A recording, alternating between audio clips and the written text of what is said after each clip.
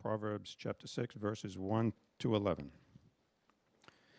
My son, if you have put up security for your neighbor, have given your pledge for a stranger, if you are snared in the words of your mouth, caught in the words of your mouth, then do this, my son, and save yourself. For you have come into the hand of your neighbor. Go, hasten, and plea urgently with your neighbor. Give your eyes no sleep, and your eyelids no slumber. Save yourself like a gazelle from the hand of the hunter, like a bird from the hand of a fowler. Go to the ant, O sluggard, consider her ways and be wise. Without having any chief, officer, or ruler, she prepares her bread in summer and gathers her food in harvest. How long will you lie there, O sluggard? When will you arise from your sleep, a little slumber, a little folding of the hands to rest, and poverty will come upon you like a robber, and will like an armed man. My plan is to go through about 2 sermons per chapter of the book of Proverbs until we get to chapter 10, and then we'll go by topics. So what you see is the topic of Proverbs 5, half of 6, and all of 7 is immorality. But here at the beginning of Proverbs 6, we'll have 2 messages for what is in the text of Scripture and another serious temptation. One of the biggest temptations, besides immorality, is to idolize money or leisure or entertainment. We can make foolish decisions to buy this or that if a salesman can convince you that you can afford the payments. So if you go look at a car and you get shock on the sticker price, and you're like, do you know how much new cars cost now? The average is just under $50,000. And most of us don't have $50,000 check to just write and give them. But the salesman will convince you, you just need to be able to make the payments. We can get you in this car today, and you can drive away in your brand new car. It's actually the bank's brand new car, if you will sign here. And if you read it, and you look at how much those car payments are, $600 a month to $1,000 a month for 5, 6, 7 years. Serious debt. Okay. Now I get in as we just read Proverbs 6, 1 through 5, that it doesn't necessarily say debt as we think about it. And I know I've gone through Financial Peace University with Dave Ramsey, and if you have done that or heard him at all on a podcast, you'll know that he absolutely hates debt and uses Proverbs 1 to 6, 1 to 5 as one of his primary slogans, as getting gazelle intense, he says. So what we'll try to do here is to be as close to the text of Scripture as we can, understanding some of these things aren't exactly how they are today, but what we'll try to do is try to compare here, and what is the common theme of verses 1 to 5 and 6 through 11 is something to do with money, okay? Because it says security there in verse 1 and a pledge, and if you go down to verse 11, poverty and want, okay? So all of us know that you need money. From the time you're young and you watch your parents handle money, or they pay back money, or if you remember going to the grocery store with your mom and she actually paid with cash, and how much cash she had to pull out of her wallet to pay for the groceries, you're like, Mom, you are loaded. You got a lot of money. And she's like, yeah, I have a lot of money, but it's going to pay for this and this and this and this. And as our kids get older, we're still paying for things until one pastor joked, until his kids get off the payroll, he can't save anything. But as your kids are on the payroll, so to speak, things cost a lot of money. And so when we are trying to display God's wisdom for life, what we'll see is we need God's wisdom to keep us from making foolish financial mistakes. The first, verses 1 to 5, is clearly financial. The second, poverty is a result of poor discipline, we would say.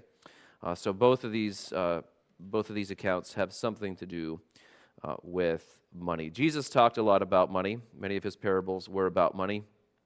And as we go through the rest of the book of Proverbs, you'll see more about money as well.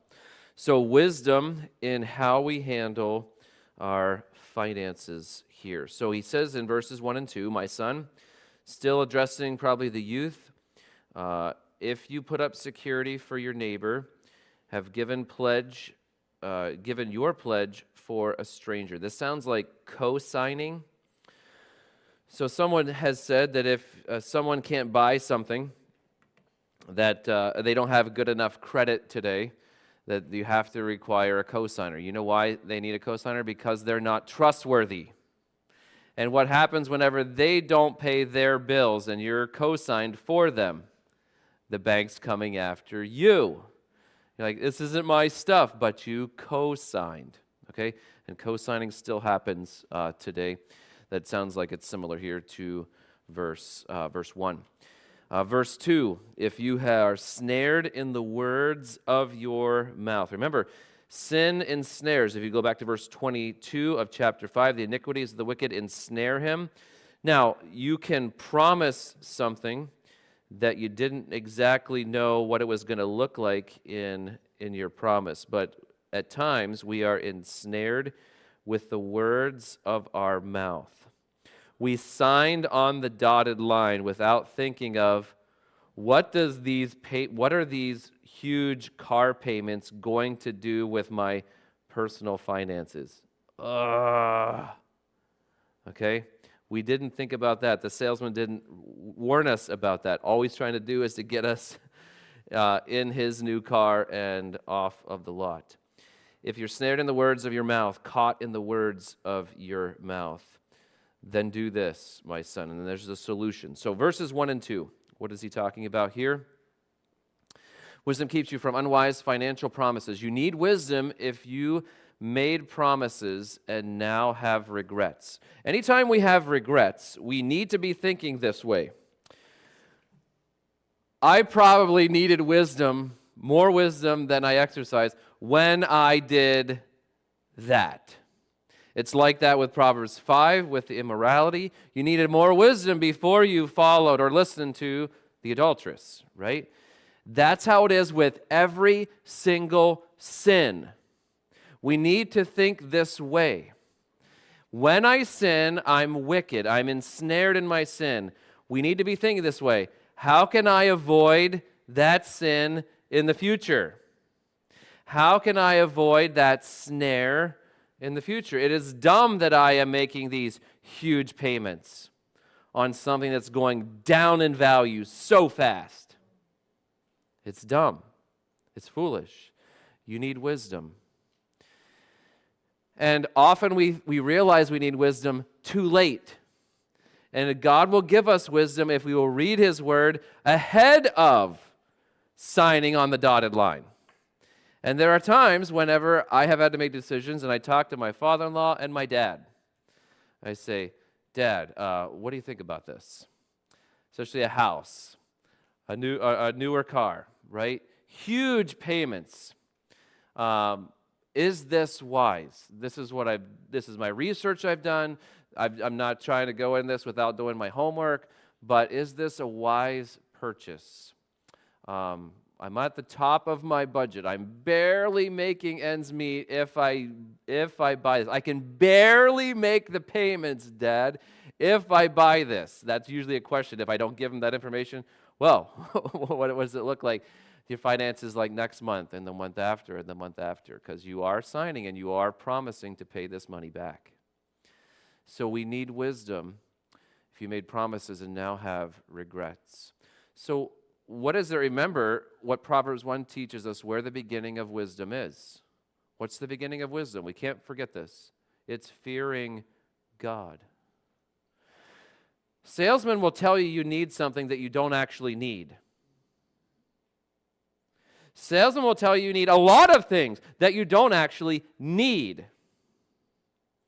Do you need a 2026 car? The answer is no. That's not a need. You need transportation. You don't need a new car that has all of these, really nice features. It's really comfortable. The air conditioner actually works. Okay? And you don't actually need air conditioning in your car. Did you realize that? We don't live in Florida. We live in New England. There's still people that don't have air conditioning in their homes because they don't need it. So we blur the lines a lot with needs and wants. And then we convince ourselves with a salesman telling us what we really need, and we don't really need it, that the salesman's not going to give you wisdom. We need wisdom from God to avoid this. So there are times when we want to try to help people. Here in verse 1 is someone who's trying to help his neighbor or a stranger. It may be that he is trying to help in co-signing. It may be also that he just has made some foolish legal or financial promises that he cannot pay. The jobs aren't coming in as fast as the bills are piling up, and now you have to pay more for other things than you can for this luxury item. We all probably have been there. If you haven't been there, you haven't lived long enough yet. But if you've lived long enough, you've probably made some poor financial decision, a poor promise, and you say, I should have asked. I should have walked away. I should have waited. I should have asked my spouse. I should have asked for help. Okay, we'll see at the end some conclusions. But we can co-sign on a loan. That's foolish. Buying something on credit, especially something that goes down in value very fast, is usually foolish. And big purchases like real estate, cars, even timeshares, or small items like monthly TV or internet or cell services, or you list it. Or some people are financing their furniture. Okay? And so almost everything is on payments, but if you look at the interest rate, you can easily just pay minimums, and your principal is never touching. You're just making payments forever, and you never actually own it. The bank still owns it. It is foolish to get into a lot of debt here. And so verse 3, if you found yourself ensnared, you actually signed the document. Now we don't have a handshake. We don't have just a word of mouth. That is not how we do large financial transactions. You go buy a house and you'll see how much paperwork you have to fill out ahead of time and at closing, and you'll realize that people aren't honest. That's why there's so much paperwork to fill out. And you don't have time to read all of it. But you're ensnaring yourself with purchasing that house. You signed the documents. That is your house. No matter what happens to it, you're responsible for the roof. You're responsible for water in the basement. You're responsible. The list goes on and on and on and on. So if you can't make the mortgage payment and you need a new roof, you're in trouble. You ensnared yourself with the words of your mouth. You're caught. All right? So then what do? Verse 3. Do this, my son. He gets two wise solutions if you find yourself with financial promises that you can't quite meet, whether it's co-signing or by your for yourself. Verse 3. Then do this, my son, and save yourself, for you have come into the hand of your neighbor. Go, hasten, and plead urgently with your neighbor. There are times Jesus tells stories about pleading urgently with a neighbor for things, whether it's forgiveness or helping in the middle of the night. And so sometimes people are reasonable to work with you if they realize you're in trouble, and they will maybe take the interest down or something. But do what you can with negotiating here. So there's a wise path to get out of unwise financial promises. The first of these is verse 3. What do you have to do to go talk to your neighbor? You first have to humble yourself. To be fearing God, you're already on the path of humility if you've humbled yourself before God. If you are in the habit of obeying Proverbs 1 to 5, you have seen that you have to fear God. You have to seek God in His Word, Proverbs 2. You have to trust in the Lord with all your heart, Proverbs 3. You have to obey God when you see His wisdom. So all of those require humility and getting instruction and teaching and not forsaking teachers and wise people that would help give you counsel to avoid the foolishness that we find ourselves here in Proverbs 6.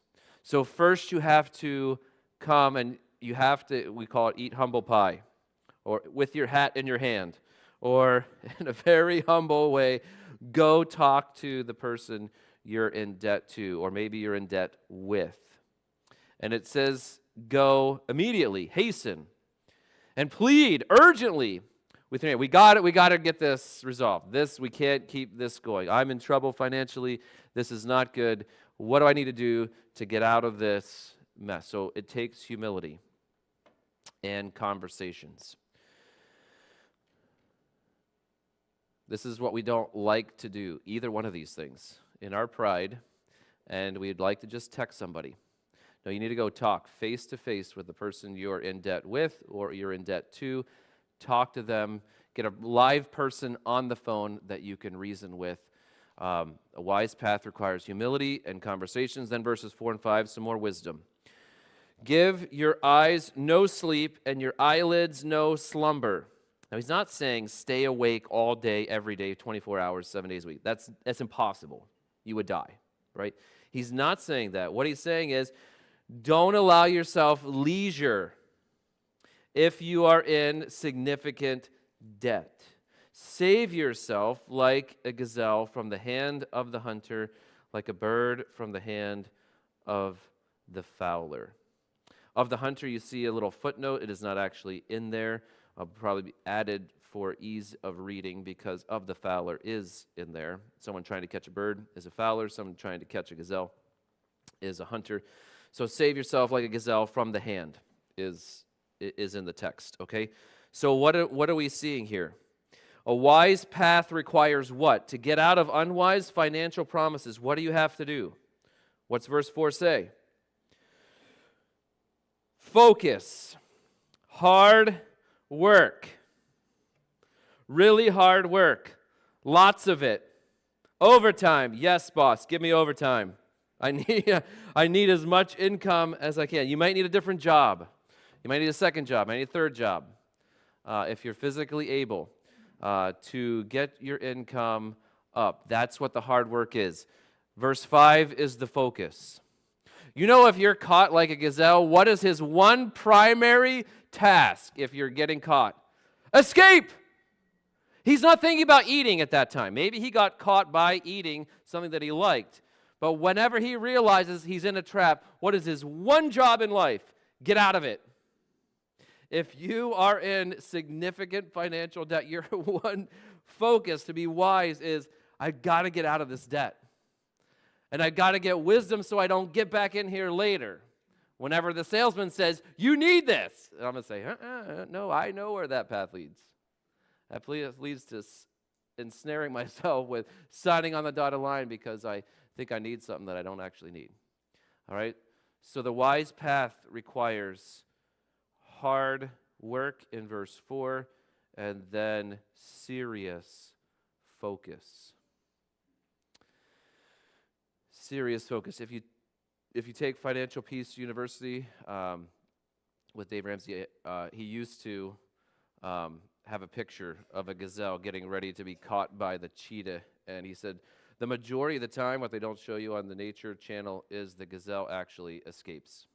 The majority of the time, they don't get caught. Why? Adrenaline, focus. They are motivated to get out of harm's way. That's the wisdom that you need. You're not thinking about leisure activities. You're not thinking about vacations, other things. You're like, okay, T-bone steak at all these different fancy restaurants. You're not thinking about that if you're in financial difficulty. You're thinking about, I made some really foolish signing on the dotted line. I've got to get out of these situations. And if you're in that situation, I don't know, we all look the same when we come here to church. But if you're in, you don't want to tell people that. It requires humility. But if you're in financial hardship, please ask one of the elders. We will keep it confidential. We will help you. If we can help you, we'll point someone in your direction that can help you. We don't want you to struggle financially for years and years and years. When the elders that are older than me, they are very wise. I've asked them for wisdom. Then they give wisdom like my dad and like my father-in-law has given me. So you can trust these guys to give you wise financial counsel. So keep yourself from unwise financial promises. That's verses 1 through 5. Now verses 6 through 11. There's another issue when it comes to our finances. And so verse 6. The first person gets himself into debt, and he likely is working. He's working hard. The second person is struggling with finances, but he's struggling because he is lazy. Verse 6. Go to the ant, O sluggard. Consider her ways and be wise. Without having any chief or officer or ruler, she prepares her bread in summer and gathers her food in harvest. How long will you lie there, O sluggard? When will you arise from your sleep? A little slumber, a little folding the hands to rest. And poverty will come upon you like a robber, and want like an armed man.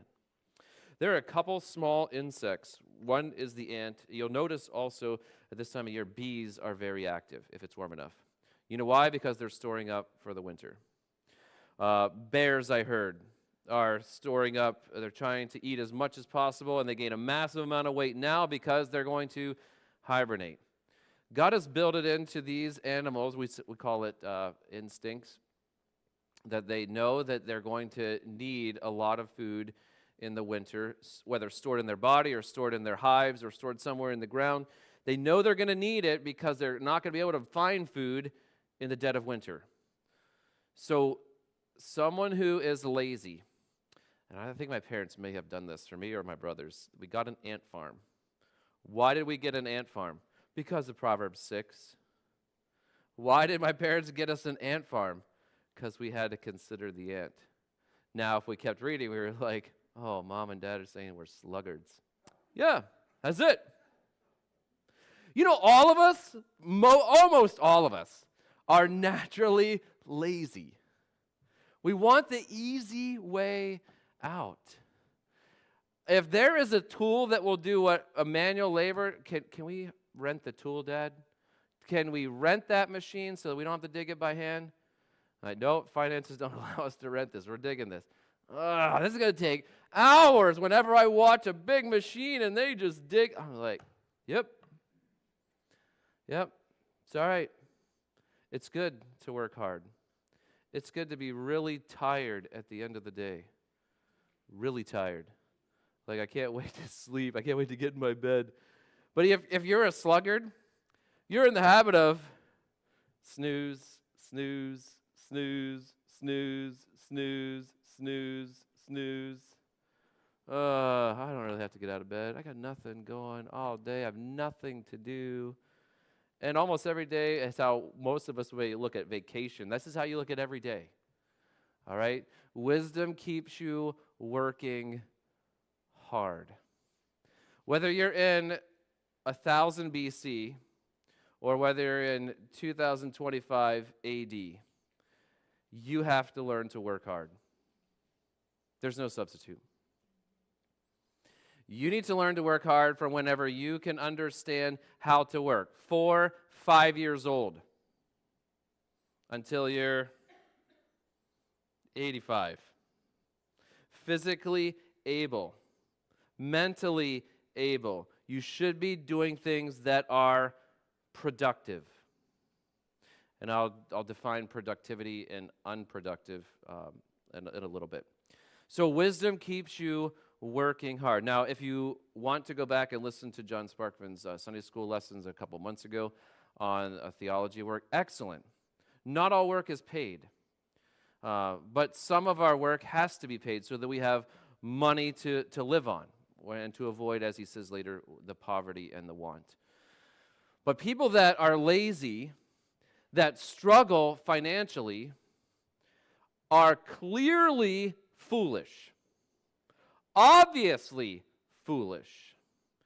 Physically able to work and sitting on your couch, refusing to work, foolish. And no one should want to help you. You know what you should want, or what the help that we want to give you? Go read Proverbs 6. You know what? I'll buy you an ant farm. It's coming in the mail. That's what I'll buy you. Okay? Now you watch those ants for one day, and you try to imitate their hard work. They're busy, organized. They know what they're doing. They're working hard. We admire people that work hard. We watch people, if you have somebody working outside your house, you watch people, whether they're on the road crew or working on a house next door, whatever it is, and someone who is really working hard, we're like, oh, man, that is honorable. It doesn't matter how much they're getting paid. They're working hard for hour upon hour upon hour. You know who we don't like? The guys they're just standing on their shovel. And you watch them and watch them and watch them and watch them, and they're doing nothing. They have a shovel, but they're propping themselves up with it. You're like, maybe they're the top guy, right? You're like, man, I just got to get that job so I can sit on a shovel and I get a bigger paycheck, right? But they probably, to get that position, had to work hard. You don't see that 20, 30 years of working hard until they could come and just help people be a foreman and not actually manual labor. But not all work is manual labor now.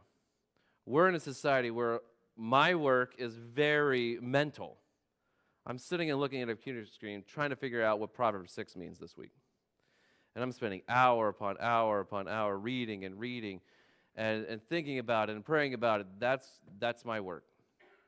So not all work is digging or laying concrete or whatever else that we're doing. But wisdom keeps you working hard. So what do we need to learn? Well, verses 6 to 8. What do ants teach us? Consider her ways and be wise. Consider her ways so that you would imitate her ways, is the idea. What about her ways produces wisdom? Verse 7. Without having any chief or officer or ruler. What do we see there? Self-motivation. If you are lazy, what you're lacking is self-motivation. And whenever we teach our kids, you teach your kids, what you are pleased most with whenever your kids are initiative, they take initiative. They don't have to be, hey, did you make your bed? Hey, did you clean your room? Hey, did you do the dishes? Hey, did you do this? Hey, did you do that? When you don't have to be on them all the time, they're starting to be wise and not foolish. Now, you want them to be wise because they're fearing God and they know that He sees everything in private. That's the underlying motivation. As our kids get to know God and start walking with Him, we want them to trust in the Lord and obey Him and fear Him, of what we've already seen in Proverbs. And that's why they're working hard. So we need to show them how to work hard. Parents, if you are able-bodied, you should be working harder than your children. If you're in the habit, mom or dad, of sitting on your couch and screaming at your kids to serve you, that sounds like foolishness. It sounds like you're teaching them to, whenever they get old enough, they can sit on their couch and scream at their kids because they've earned the right to be lazy. You never earn the right to be lazy, unproductive, waste massive amounts of time a day. Ants don't waste time. They don't waste time because God made them not to waste time, and He made them so that He could use them as an example to us. Don't waste time. You don't need someone over your shoulder. You don't not need someone kicking you in the seat of the pants saying, get going, dig faster, right? So ants teach us something. Ants teach us self-motivation. They teach diligence. Then verse 8, she prepares her bread in summer and gathers her food in harvest. She's saving because there's a time when she's not able to work. They're not able to go outside in the cold, in the freezing.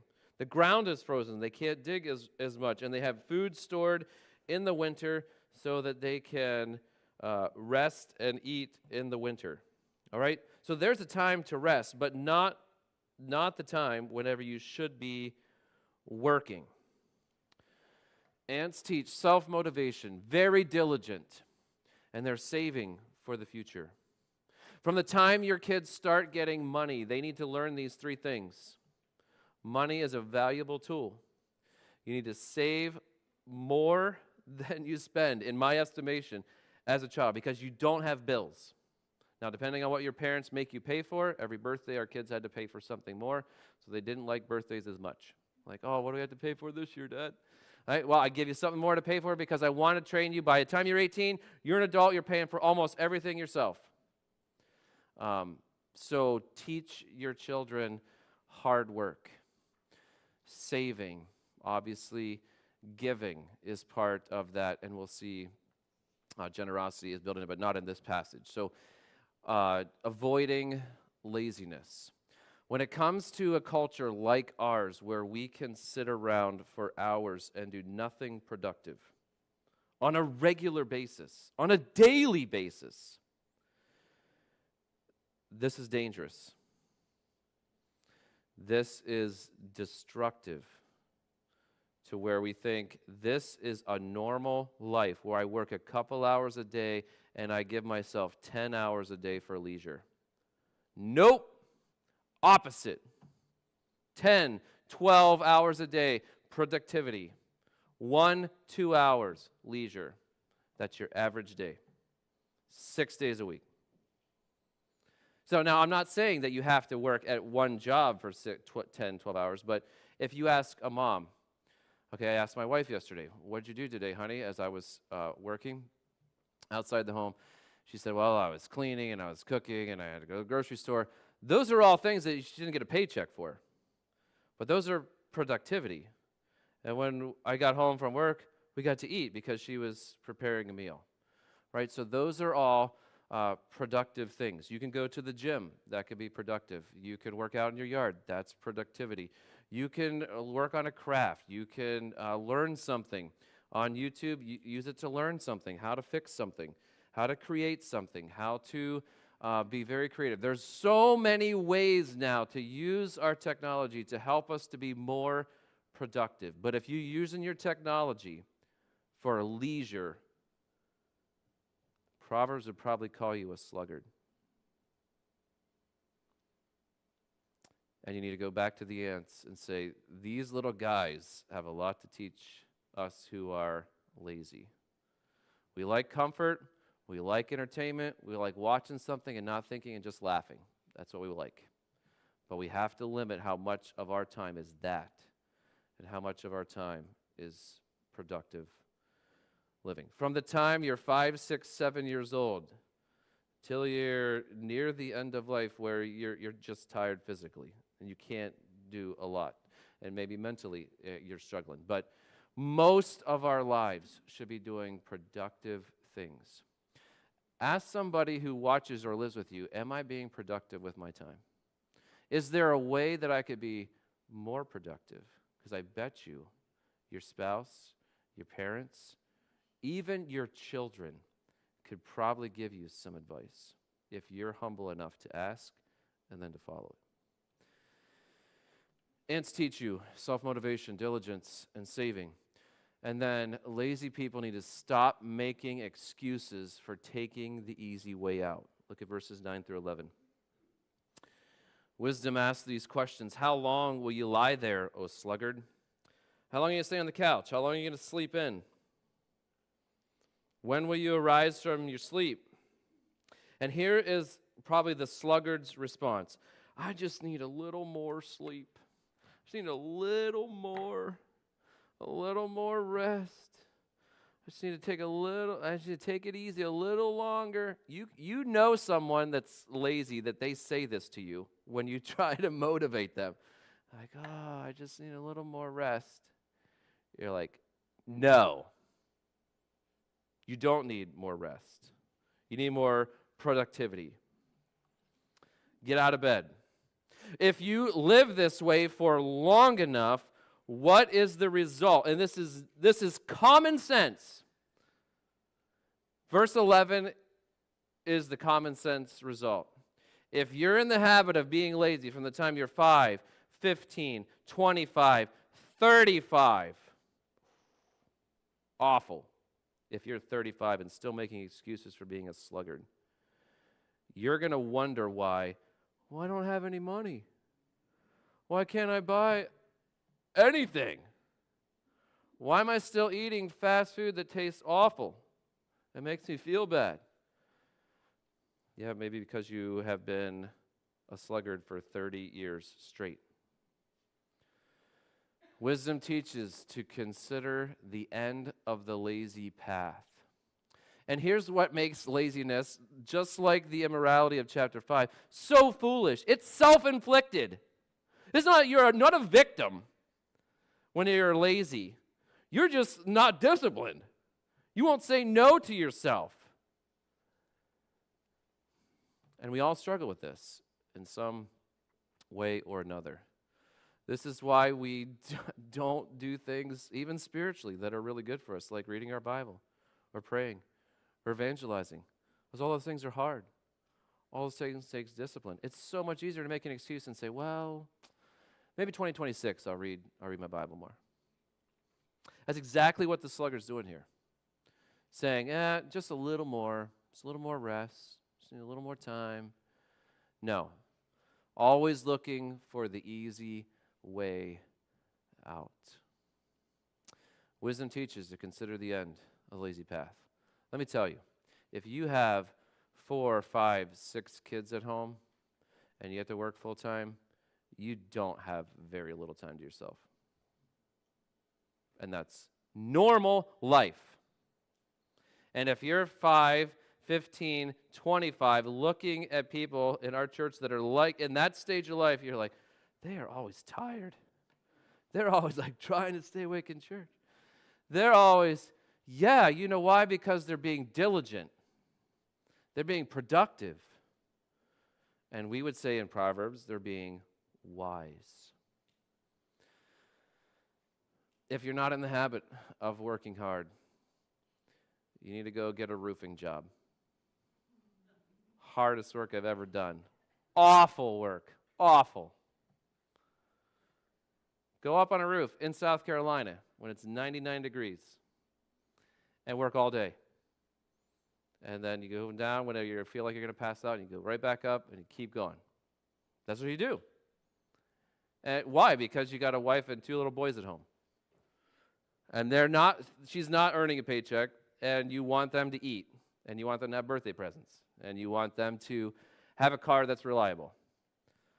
So eventually, hopefully, a lazy person will learn that laziness is awful. You want to learn it before you're 35, 45, 55. When your kids had to provide for you because you had a life of laziness. Now, if you're physically unable to work, that's different. But if you're unwilling to work, that's where Proverbs is saying, there's no excuse for that. That's just foolishness. Get to work. It doesn't matter what. I don't like that job. You know what? I didn't like roofing. As soon as I got a chance to be a youth pastor, I'm like, yes, sign me up. I'm gone. Right? But you know what? God used that for me to have roofing experience so that I've been able to do a roofing a little bit here and there and provide extra income for my family that way too. So God keeps you, wisdom keeps you working hard. So a couple questions here in conclusion. Wisdom asks hard questions. You know what lazy people don't want to hear? Hard questions. They want to hear easy questions. It can be this way in school. A teacher that is really mean is actually making you work hard. That's actually, parents love those teachers. Like, yes, you're actually having to do hard homework every night. Yes. You're not going to be lazy in that class if you want good grades. Wisdom asks hard questions. You see the questions here. Yeah, the question in verse 9. How long will you lie there, O sluggard? All right, so some of the questions from this text, verses 1 through 6. Who do I allow to give me advice before I make a big financial decision? And if this person says that's foolish, you listen to them. Okay? Who do you allow to give you advice to avoid verses 1 through 5's mistakes? Who do you allow to give you advice so that you don't make these entrapping, snaring, foolish commitments that if I would just had wisdom, I wouldn't have done that? Okay? That's the question to ask yourself from verses 1 to 5. Now, two questions from verses 6 through 11. How much of my time should I be productive? And I just wrote some ideas here about what productivity looks like. And it's not necessarily just earning a paycheck, but interacting with someone, something, or someone so as to learn, grow, change, create. How much of my time in a day or week, maybe percentages, how much of your time in a day, if you have 14 hours of 16 hours where you're awake, how much of that 14 to 16 hours should be productive? This could be getting ready for work, driving, actually working, coming home, going to the grocery store, fixing supper, helping with homework, doing the laundry. All those are productive things, right? How much of your time, depends on the stage of your life.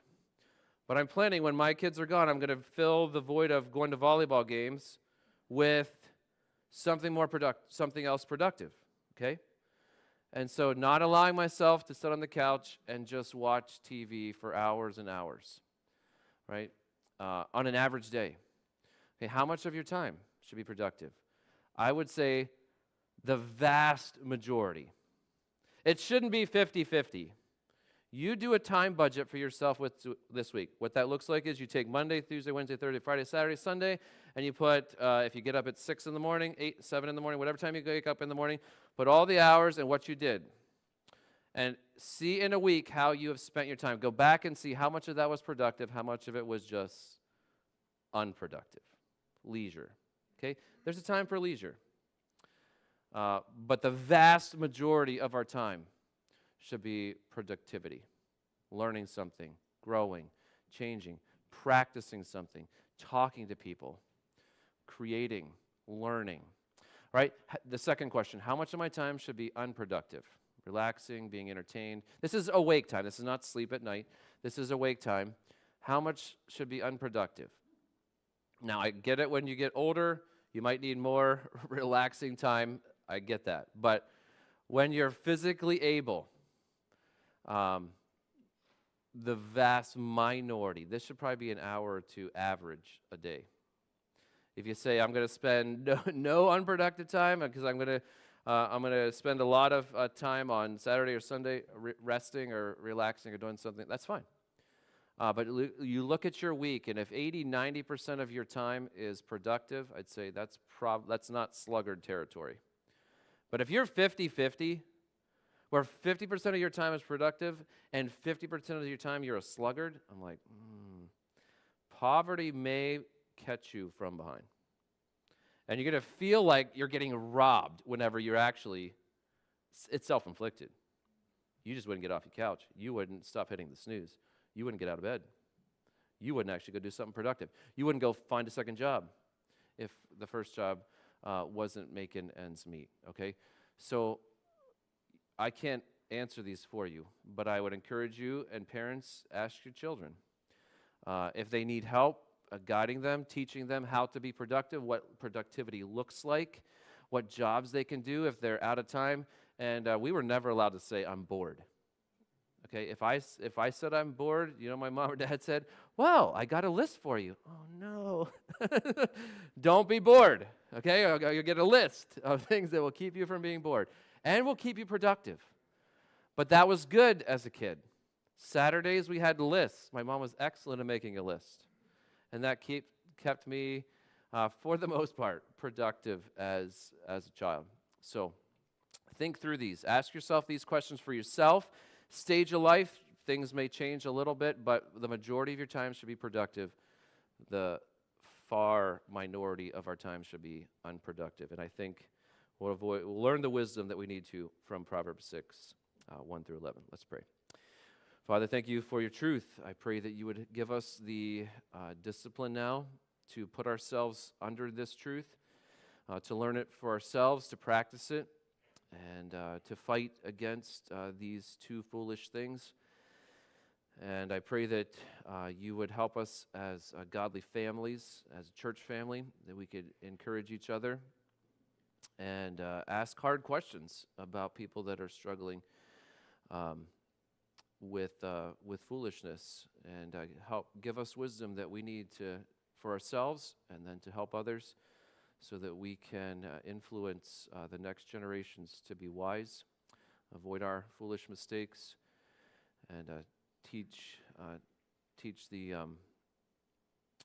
people to keep their eyes on Christ, who is the author and the perfecter of the faith. We're so thankful that he was never foolish. He was never a sluggard. As we read through the Gospels, we see him so busy and so exhausted from ministry that he fell asleep in a boat. I pray that you would help us to work very hard in this life, knowing that in heaven we won't have the same struggles here that we do with work. But help us stay faithful to you, and help us to fear you and love and trust you as we're working hard. In Jesus' name, amen.